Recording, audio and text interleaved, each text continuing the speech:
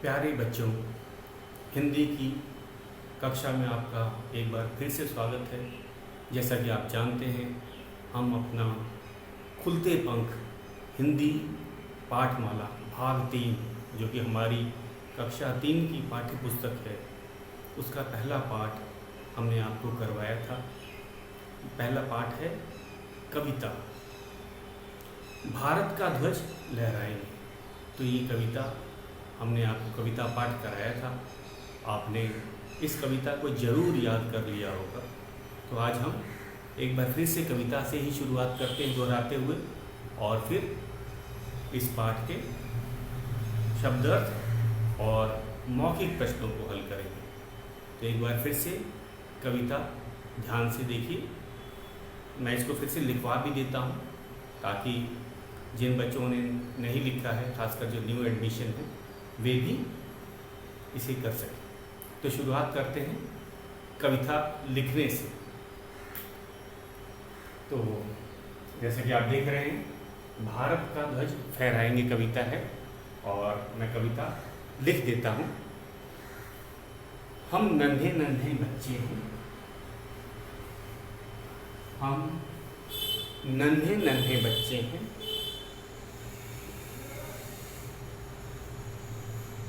हम नन्हे नन्हे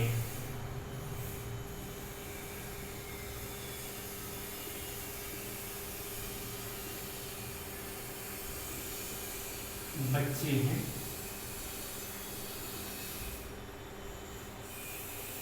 नादान उम्र के कच्चे हैं। एक बार कविता पाठ भी साथ साथ चलते रहना चाहिए। हम नन्हे नन्हे बच्चे हैं, नादान उम्र के कच्चे हैं, पर अपनी धुन के सच्चे हैं। जननी की जय जय गाएंगे, भारत का ध्वज फहराएंगे। तो इसी लिख देते हैं, हम नन्हे नन्हे बच्चे हैं, अल्प विराम, इसका ध्यान रखना है। नादान उम्र के कच्चे हैं, नादान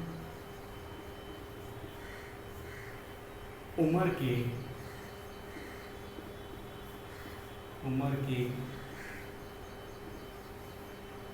कच्चे हैं,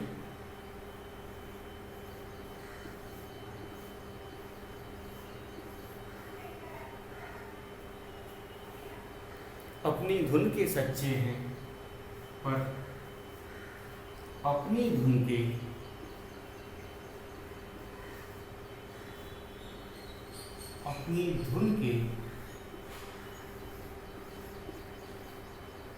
सच्चे हैं।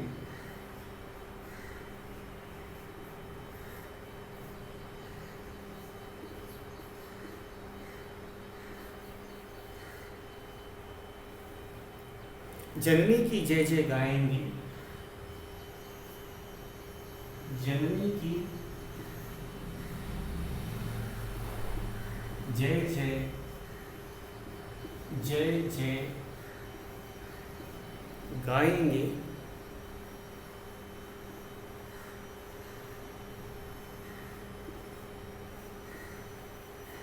भारत का ध्वज लहराएंगे, भारत का ध्वज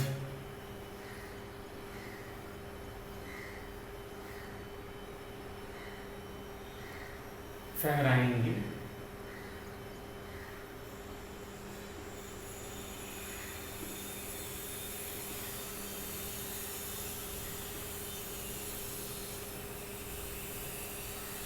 तो इसका भावार्थ भी आपको बता दें। आपको पता है, ये कविता, इस कविता में जो बच्चे हैं, वे भी अपने देश भारत के लिए कुछ करना चाहते हैं। वे भी वे बड़ों को देखकर प्रोत्साहित होते हैं, प्रेरित होते हैं कि उन्हें भी अपने देश के लिए कुछ करना है। तो यही भारत के बच्चे यही बात बता रहे हैं, अपनी जो मन की बात है सबको बता रहे हैं कि हम नन्हे नन्हे बच्चे हैं। हमें ये मत जानना कि हम छोटे हैं, हमारा कद छोटा है, तो हम किसी काम के नहीं हैं, या हम देश के लिए कुछ नहीं कर सकते, यह बात नहीं है। नादान उम्र के कच्चे हैं, कम उम्र को नादान कहा जाता है। कहते हैं कि जो जिसकी उम्र कम होती है, वे शायद उतने समझदार नहीं होते। तो ये बात नहीं है, भले हमारी उम्र कम है लेकिन हम अपनी धुन में सच्चे हैं। धुन मतलब जो एक बार ठान लेते हैं उसे पूरा करते हैं। ये कौन कहता है? बच्चे कह रहे हैं। किसे कह रहे हैं?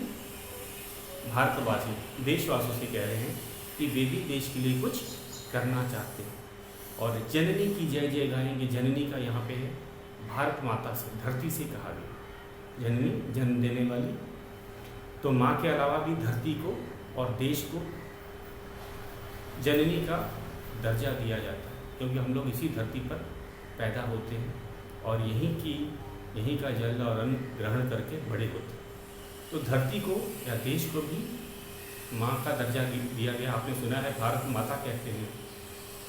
तो बच्चे भी यही कह रहे हैं कि हम भी अपने देश के लिए कार्य करना चाहते हैं, भारत माता के लिए कार्य करना चाहते हैं और हमारे जो देश का झंडा है शान से पूरे संसार में लहराना चाहिए और हम भी अपने देश का नाम पूरे संसार में ऊंचा करना चाहते हैं। तो यहाँ भारत का ध्वज फहराएंगे का अर्थ है केवल झंडा फहराने से नहीं कहा गया है। भारत का नाम, सम्मान पूरे विश्व में स्थापित करने के लिए बच्चे भी अपना योगदान देना चाहते हैं। ये कौन से बच्चे हैं? सही कहा, ये भारत के बच्चे हैं। तो बच्चे कहते हैं कि हमें छोटा मत समझो, हमें कमज़ोर मत समझो, हमें कम उम्र का मत समझो, हम भी काबिल हैं। और ख़ासकर जब देश का मामला आता है, देश की बात आती है, भारत माता की बात आती है, तो हम भी देश के लिए अपना योगदान देना चाहते हैं। तो ये था हमारा भावार्थ भी। तो बच्चे इसको नोट भी करते जाएंगे साथ साथ और भावार्थ को भी ध्यान से समझेंगे, इसका अर्थ क्या है। तो ये कविता है, आपको पता है कवि लिखते हैं और कवि अपने विचारों को कविता के माध्यम से प्रस्तुत करते हैं। अब हम इसके अगली 4 पंक्तियों को भी लिख लेते हैं। तो आपने इसे नोट कर लिया होगा, मैं मिटा के लिखना चाहता हूँ। आपने इसे नोट कर लिया होगा, तो आगे बढ़ते हैं।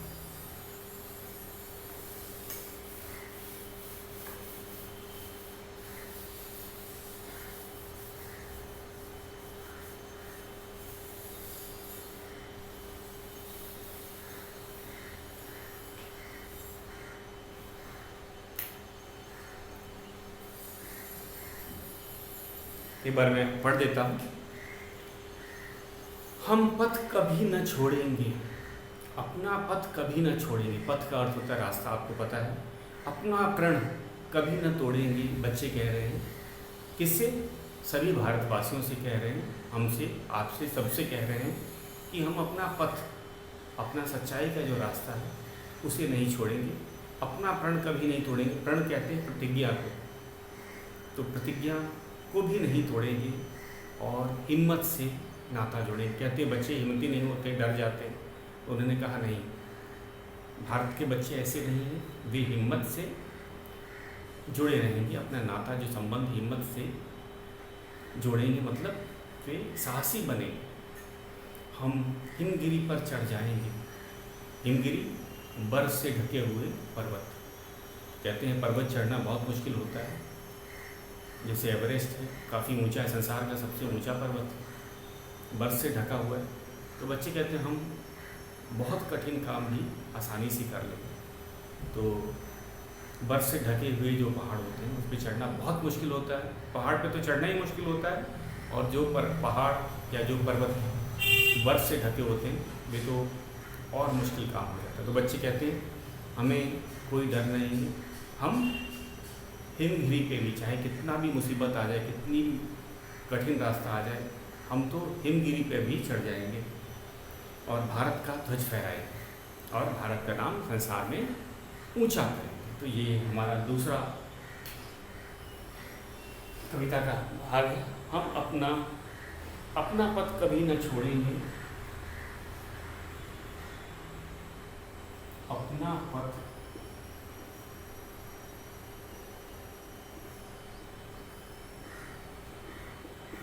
कभी ना छोड़ेंगे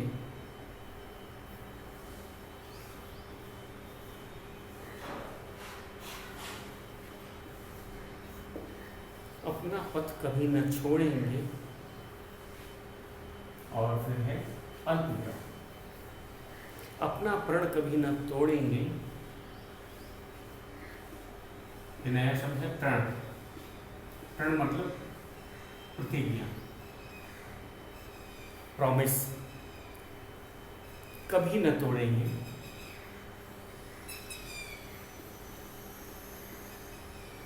कभी न तोड़ेंगे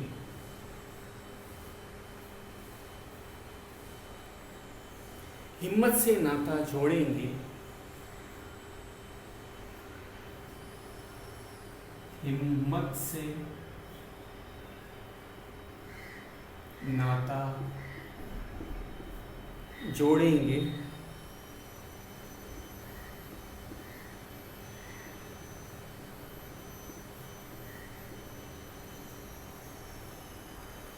यहाँ पूर्ण विराम है, जोड़ेंगे के बाद पूर्ण विराम है। और फिर हम हिमगिरी पर चढ़ जाएंगे। हम हिमगिरी, हिम का अर्थ होता है, दो शब्दों से मिलकर बना है। पहला है हिम, हिम का अर्थ होता है बर्फ, और गिरी, गिरी पहाड़ के लिए आ जाता है। हमने पर्यायवाची में भी इसे याद किया था, हिमगिरी तो मतलब वह पर्वत जो बर्फ से ढका रहे, जैसे एवरेस्ट। एवरेस्ट हमेशा बर्फ से ही ढका रहता है और उस पर चढ़ना बहुत मुश्किल है। हिमगिरी पर चढ़ जाएंगे, हिमगिरी पर चढ़ जाएंगे।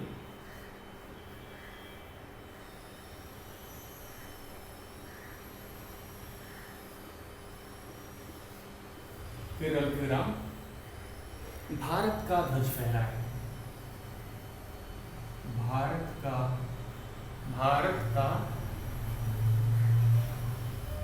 ध्वज फहराएंगे।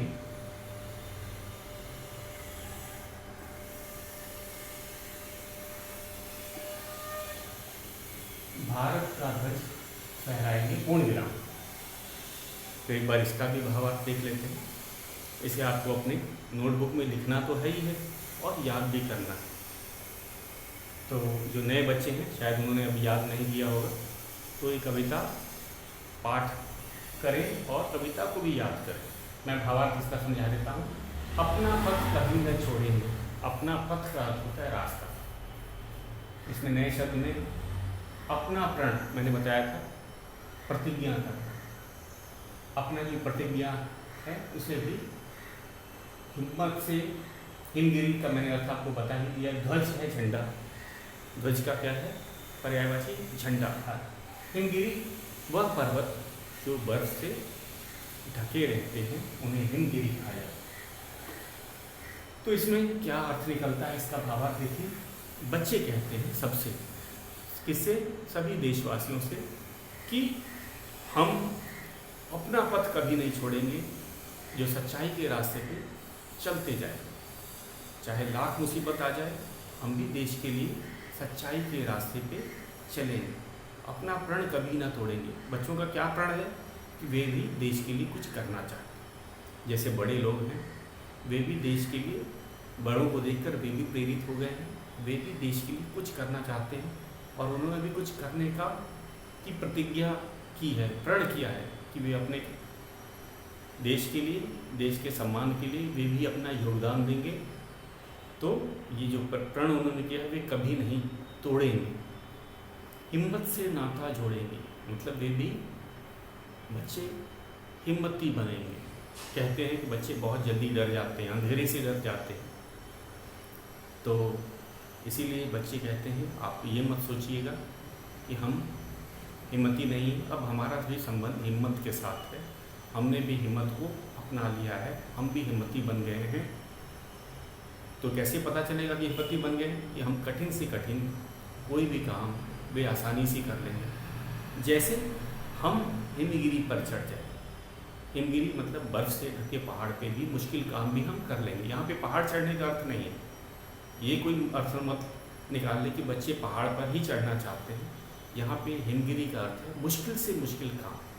पहाड़ पे चढ़ना एक मुश्किल काम होता है और बच्चे भी इस किसी भी काम को, चाहे वो मुश्किल से मुश्किल काम को, वे भी करेंगे क्योंकि अब वे हिम्मती हैं और देश के लिए वे भी कुछ करना चाहते हैं और इसी करने के लिए उन्होंने प्रण किया है, प्रतिज्ञा भी की है। और भारत का जो ध्वज है वे भी फहराना चाहते हैं। यहाँ पे ध्वज फहराना मतलब केवल झंडा लहराने से नहीं है, देश के लिए वे अपना योगदान देना चाहते हैं। जैसे बड़े लोग करते हैं, वे भी बड़ों से पीछे नहीं रहना चाहते हैं। भारत माता को वे अपनी माँ मानते हैं, जननी मानते हैं और इस धरती के लिए, इस देश के लिए वे भी कुछ करना चाहते हैं। तो ये था हमारे इन 5 पंक्तियों की व्याख्या। अब हम आगे चलते हैं और 5 पंक्तियाँ और हैं, इनको भी हम लिख लेते हैं। आपने इसे नोट कर लिया होगा।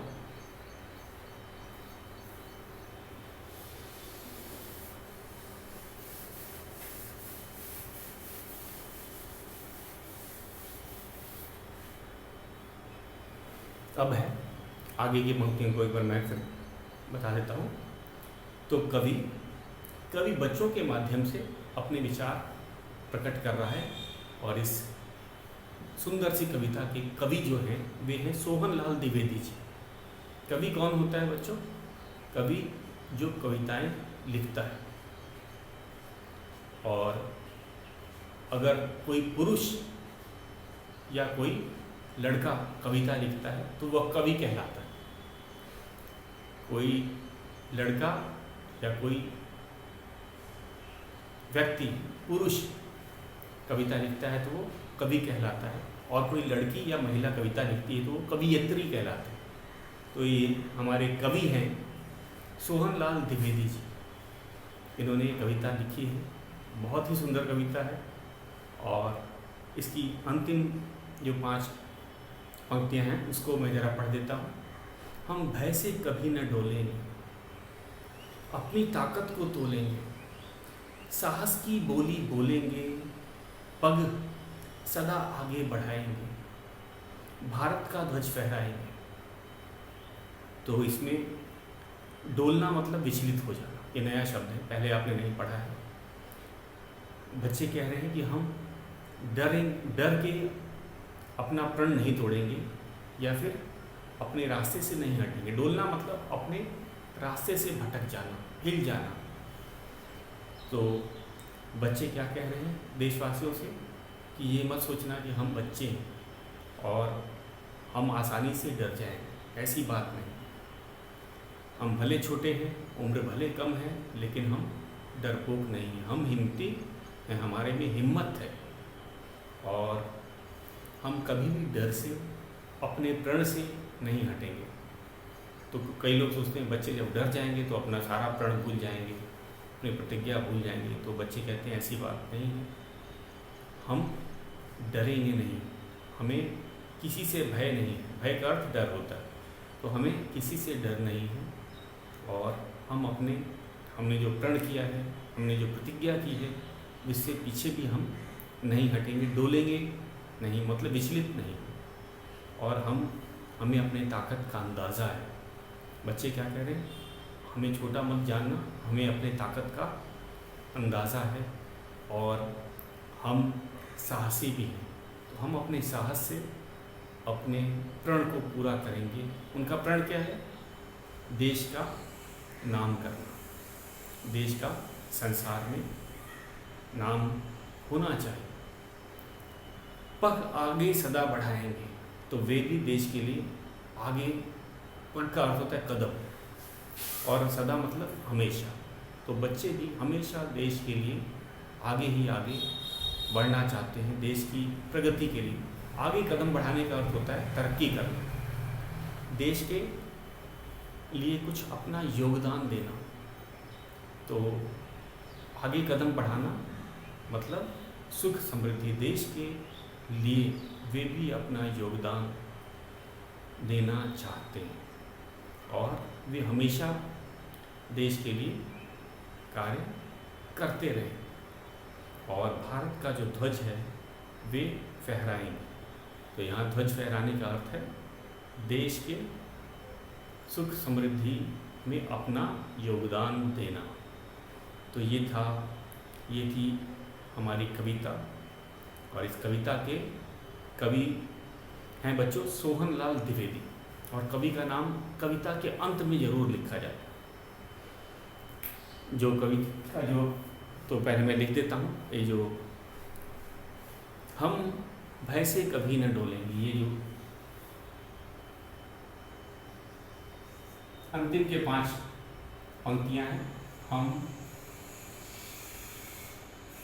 भय से कभी न डोलेंगे, हम भय से कभी न डोलेंगे। डोलना का मैंने आपको बताया था पिछली, हम कभी भी डर करके अपनी प्रतिज्ञा नहीं तोड़ेंगे, अपनी ताकत को तोलेंगे, अपनी ताकत को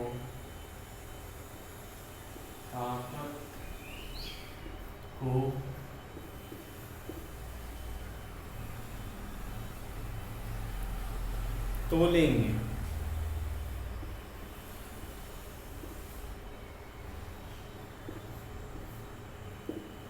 अपनी ताकत को तोलेंगे, अल्पविराम, साहस की बोली बोलेंगे, साहस की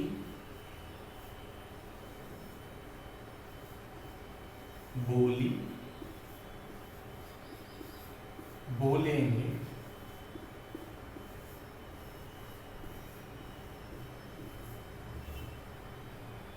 साहस की बोली बोलेंगे, इसमें पूर्ण विराम है।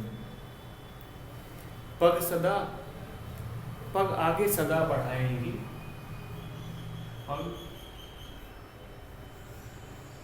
आगे सदा बढ़ाएंगे,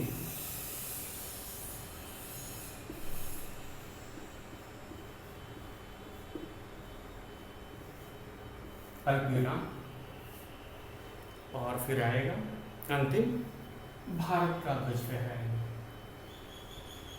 भारत का ध्वज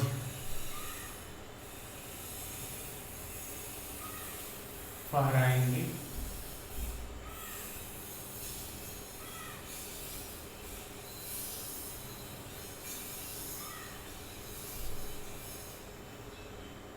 पूर्ण विराम। और जैसे मैंने बताया था अंत में हम लोग कवि का नाम लिखते हैं,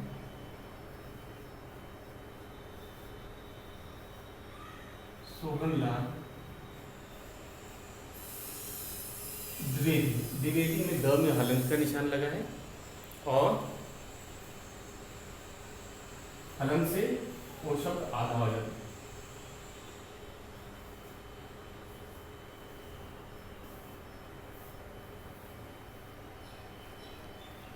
सोहनलाल द्विवेदी। तो कवि का नाम हम कविता के अंत में लिखते हैं ताकि पता चले कि इस कविता को किसने लिखा है। तो कवि हैं सोहनलाल द्विवेदी जी। तो ये थी हमारी कविता, मैंने इसका आपको लिखवा दिया है। एक बार फिर से इन पंक्तियों का भावार्थ बता देते हैं और उसके बाद हम शब्द अर्थ पे आ जाए। तो हम भय से कभी न डोलेंगे। बच्चे कहते हैं कि लोगों का मत होता है कि बच्चे डर जाते हैं, वे डर जाते हैं। तो वो इन्होंने कहा कि नहीं, हम डर के भी अपना हमने जो प्रतिज्ञा कर रखी है, जो हमने प्रण कर रखा है, उससे हटेंगे नहीं, भागेंगे नहीं। और हमें अपनी ताकत का पूरा अंदाज़ा है। अपनी ताकत को तोलना मतलब हमें अपनी ताकत पे पूरा विश्वास है कि हम सफल होंगे, हम साहसी हैं, हम हिम्मती हैं और हमने जो प्रण किया है देश के लिए अपना योगदान देने के लिए, वे हम पूरा करेंगे। उसमें हमें कोई हटा नहीं सकता, कोई हमें डिगा नहीं सकता और हम स्वयं भी नहीं डोलेंगे उस रास्ते से। पग आगे सदा बढ़ाएंगे देश के लिए, इतना भी योगदान हमसे बन पड़ेगा हम करेंगे, और हमारे कदम हमेशा आगे ही बढ़ेंगे।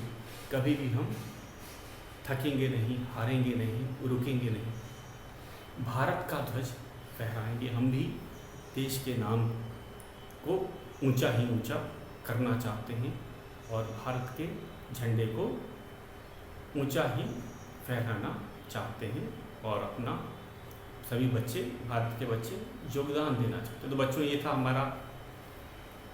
हमारी कविता, और हम चलते हैं अब शब्दार्थ पे। शब्दार्थ बहुत आसान है इसके, और मैंने सारे आपको अर्थ पहले ही बता दिए थे। इस पाठ में कोई मुहावरा नहीं है, तो बुक में शब्दार्थ और मुहावरा लिखा है। मुहावरा कोई भी नहीं है इसमें, सभी के सभी शब्दार्थ। तो मैं आज आपको एक एक करके शब्दार्थों को बताता हूँ। नादान, तो कविता से ही सारे ये नए शब्द हैं। नादान, अबोध या मासूम। बच्चों को नादान कहा जाता है। क्यों कहा जाता है नादान? बच्चों को नादान क्यों कहा जाता है? कहते हैं कि अभी उनकी कम उम्र होती है, उन्होंने दुनिया नहीं देखी होती है, और इस कारण से वे नादान कहलाते हैं। इसका अर्थ है अबोध, जिसे किसी चीज़ का ज्ञान ना हो। अबोध का क्या अर्थ होता है? जिसे ज्ञान ना हो। मासूम, इसका दूसरा भी अर्थ है मासूम, इसे कोई जानकारी अच्छे बुरी की पहचान ना हो, उन्हें अबोध या मासूम कहा जाए। तो नादान बच्चों के लिए यहाँ प्रयोग किया गया था। उसके बाद है उम्र। उम्र का अर्थ है उम्र। तो ये क्यों उम्र क्यों नहीं लिखा, उम्र क्यों लिखा? जब कवि अपनी कविता बनाता है, कविता लिखता है, तो वो धुन का, लय का बड़ा ध्यान रखता है। तो कभी कभी वे इस तरह के शब्दों का भी प्रयोग किया करता है। शुद्ध तो क्या है? उम्र है। लेकिन उम्र क्यों? क्योंकि कविता में जो लय बनाने के लिए इसकी आवश्यकता थी, इसलिए कवि ने बोलियों का भी प्रयोग हिंदी कविताओं में होता है। तो उम्र का अर्थ है उम्र या फिर आयु। आम भाषा में लोग बोलते हैं आयु कितनी है, उम्र कितनी है, आयु कितनी है। अगला है धुन। यहाँ धुन का मतलब गीत के धुन से नहीं, लगन। कहते हैं ना, जब किसी को कोई चीज़ की धुन लग जाती है, जैसे बच्चों को अगर कभी कभी खेलने की धुन लग जाती है, कुछ बच्चों को मोबाइल पे गेम खेलने की धुन लग जाती है, वे दिन रात जब मौका मिलता है तब वे खेलने लगते हैं, तो इसे धुन कहा जाता है, लगन।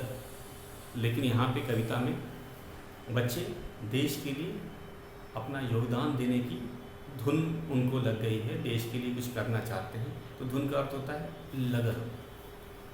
जननी का अर्थ है जन्म देने वाली माँ या फिर जन्म देने वाली। तो यहाँ पाठ में, इस कविता में जननी का अर्थ धरती माँ से या भारत माँ से किया गया है। यहाँ पे कविता के अनुसार जननी का अर्थ क्या है? भारत माँ या फिर धरती माँ। इसका शाब्दिक अर्थ होता है जन्म देने वाली, या फिर हम माँ भी कह सकते हैं। ध्वज का अर्थ है झंडा या पताका, आपको पता ही है। पथ मैंने बताया था, रास्ता या मार्ग। सच्चाई का पथ मतलब सच्चाई का रास्ता या मार्ग। प्रण का होता है वायदा या फिर प्रतिज्ञा, वायदा या प्रतिज्ञा। हिमगिरी, बर्फ से ढका हुआ पहाड़। भय का अर्थ होता है डर। और डोलना, डोलेंगे, डोलेंगे एक नया शब्द था, मैंने आपको बताया था कि अपने निश्चय से हटना। डोलना मतलब अपने निश्चय या अपने प्रण से हटना या विचलित होना। पग का अर्थ होता है कदम। पग का क्या अर्थ होता है? कदम। और सदा का अर्थ होता है हमेशा। सदा का क्या अर्थ होता है? हमेशा। तो ये थे शब्दार्थ। तो आपको गृह कार्य आपको पता ही है, खासकर जो न्यू एडमिशन बच्चे हैं वे इस कविता को लिखेंगे, कविता पाठ करेंगे और कविता को याद करेंगे। तो आपका काम क्या है आज का? कविता लिखना, याद करना, और मैं कल आपको शब्दार्थ भी बोर्ड पे लिख करके बताऊंगा और उसको समझाऊंगा। तो बच्चों आज के लिए बस इतना ही।